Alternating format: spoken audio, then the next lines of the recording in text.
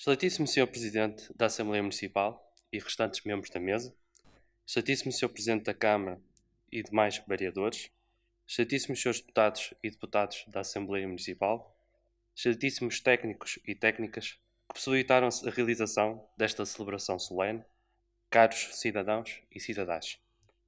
Nasci no Sistema Nacional de Saúde, estudei na escola pública e formei-me na Universidade Pública. E em 27 anos de vida, pela primeira vez, vivemos dias diferentes do habitual. A primeira pandemia da era da globalização bateu-nos à porta, mudando a nossa vida de um momento para o outro. Sabemos que sem tratamento e sem vacina, a nossa melhor proteção é cuidarmos e sermos responsáveis uns pelos outros, através desse afastamento que nos deixa a todos e todas mais unidos. Essa solidariedade, nutrida de responsabilidade e aprofundada de maturidade, foram demonstradas pela larguíssima maioria da nossa população. Se hoje podemos dizer que estamos melhor do que comparativamente a outros países, isso deve-se a esse exemplo de solidariedade e fraternidade que o nosso povo deu e que nos deve orgulhar a todos. Ainda antes das regras de isolamento serem lei, já as pessoas cumpriam a sua parte. Todos e todas juntos começávamos a dar os primeiros passos que viriam a ser fundamentais para retardar o contágio da pandemia do Covid-19 e garantir a resposta necessária do Serviço Nacional de Saúde.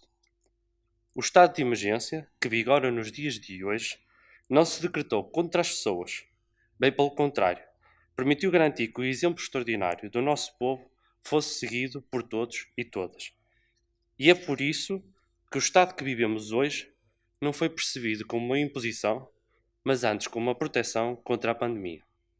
A nossa democracia não ficou suspensa. As tropas não tiveram de si para a rua e a onda securitária não teve eco.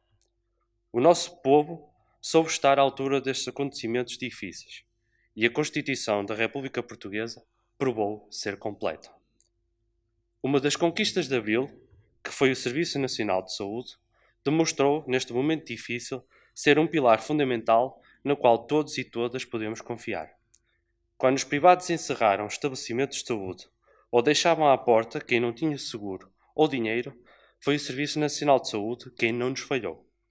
A pandemia mostrou que promover mais uma vez a política selvagem de entregar ao mercado algo tão importante como os serviços de saúde é deixar as pessoas sem proteção e, perante o colapso que vimos nos serviços de saúde de outros países, sabemos que o nosso serviço de saúde é extraordinário. E é por isso, com orgulho, que todos nós nos podemos apelidar dos filhos do SNS. Por isso, é justo também neste momento que o nosso agradecimento vá para cada um e cada uma dos seus profissionais, bem como todos e todas os que garantiram serviços e bens essenciais que foram capazes de dar respostas às necessidades do país. Vocês foram e continuarão a ser os verdadeiros heróis. O Serviço Nacional de Saúde mostra-nos hoje como Abril não é proclamação. É a realidade que faz a diferença nas nossas vidas.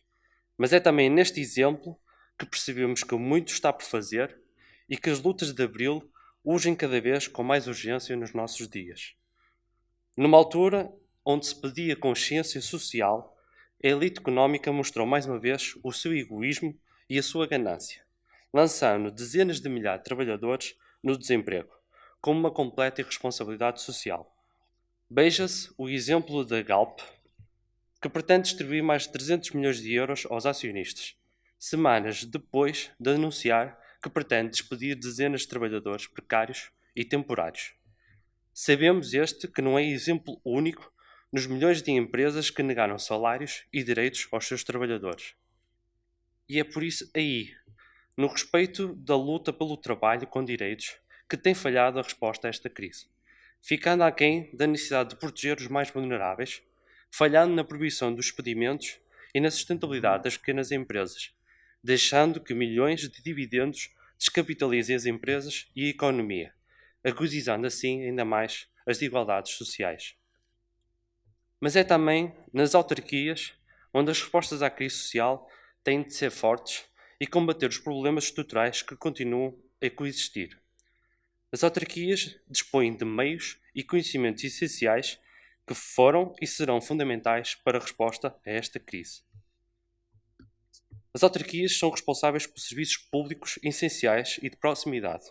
Contam com trabalhadores e técnicos que conhecem bem o território e as populações e dispõem de meios e equipamentos, como por exemplo as cantinas, frotas automóvel, pavilhões, escolas, programas de ação social, do o Social Mais e serviços de saúde que podem e devem ser direcionados para a resposta à crise que estamos a viver. A partir de agora, as políticas públicas, muito particularmente as políticas sociais, terão um significado importantíssimo sobre a representação de visão do mundo e projeto de sociedade que queremos construir. Dito de outra forma, poderíamos dizer que, face a um país e as suas circunstâncias, diz-me que políticas sociais anseias e dir-te-ei que mundo queres e que visão de sociedade tens. As políticas sociais pretendem, em último lugar, concretizar um equilíbrio efetivo e legítimo entre interesses contraditórios de redistribuição social, num contexto marcado por interesses contraditórios onde os níveis de consenso são continuamente negociáveis.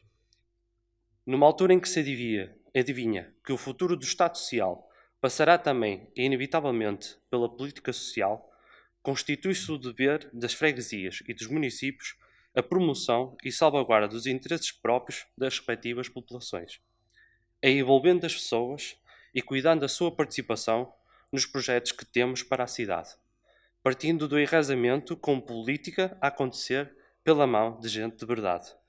Gente que habita as geografias de onde precisamos de estar, que podemos assim analisar a situação política concreta de cada lugar, identificar causas e prioridades, mapear realidades sociais e envolvendo assim atores locais na construção de políticas de coesão que unam as pessoas e os seus territórios. Há 46 anos conseguimos vencer a ditadura, mostrando que a alternativa é a audácia de quem não se resigna, de quem questiona, de quem não tem medo de existir. O medo e a esperança, neste momento, não só se confundem, como se combatem. E não há destino para quem fica a meio do caminho, a atrapalhar o futuro. Na estreita escolha do mal menor, imagem desbotada de democracia. É por isso que, neste momento sensível, não podemos baixar a guarda na defesa de uma democracia completa, com uma economia soberana e social, que reclame para si a livre decisão sobre o que é de todos, do trabalho aos bens comuns. Abril não pode ser vazio, precisa de conteúdo, tem de ser esperança. Por isso, se existe algo que Abril nos ensinou, é que vale sempre a pena mudar de vida. Recordando o excerto de uma canção composta em 2007 por José Mário Branco, que nos deixou muito recentemente, numa música que se intitula Mudar de Vida. E por isso gostava de aproveitar este momento para vos ler um pequeno excerto, pois eu creio que ele traduz muito bem a essência de uma herança que Abril nos deixou. Nos anos 20 do século do mesmo nome, para deter o flagelo social da sífilis, que dizimava povos e exércitos, o biólogo alemão Ehrlich fechou-se no laboratório. Tentou uma experiência e falhou. Tentou duas e falhou novamente. 3, 4, 5, 6, falhou sempre. Até que conseguiu um tratamento. Chamou-se Tratamento Ehrlich 606. Mas ainda não conseguia curar a doença sem tratar do doente. Então Ehrlich continuou. Mais uma, e outra, e outra. A cura, finalmente conseguida, chamou-se Ehrlich 914. Por isso, questionamos. Quantas vezes já tentámos nós? 914? Ainda não. 606? Creio que ainda não. Mas talvez, quem sabe, 10, 20. Que nos leva a questionar mais uma vez. Afinal, qual é o preço da esperança? Quantas vezes já tentámos nós mudar de vidas? Quantas vezes nos deparamos em circunstâncias de vida em que estamos de punhos fechados, mas temos as mãos nos bolsos? Mudar de vida, eis a questão. Mudar de vida é e será sempre uma questão que não está resolvida. Mudar é mostrar a vida escondida por baixo do sofrimento. Mudar é acordar essa força, acordar a força motriz, a energia matriz de onde nasce o movimento. A raiz de onde nasce esse sonho inacabado de Abril, que diz-nos sempre que vale a pena lutar para mudar de vida. E é por isso mesmo que no Bloco de Esquerda batemos por esse espaço de mudança a que chamamos vida. Porque escolhemos a solidariedade em vez da exclusão, por escolhemos a humanidade em vez da guerra, por defendemos investir no que é nosso em vez de cumprir as regras do absurdo monetário, por defendemos que tem de haver um futuro aqui tão luminoso como foi Abril. Abril foi e será sempre a promessa que, ao mudar, permitiu libertar o passado e fazer o seu futuro. O futuro é hoje. Lutemos por ele. Porque continuar a construir Abril é afirmar que fomos e continuamos a ser capazes de mudar de vida. Isso é algo que são os desígnios e os ensinamentos que Abril nos deixa de cada geração, é que vale sempre a pena lutar para mudar de vida. Viva a liberdade, viva o 25 de Abril.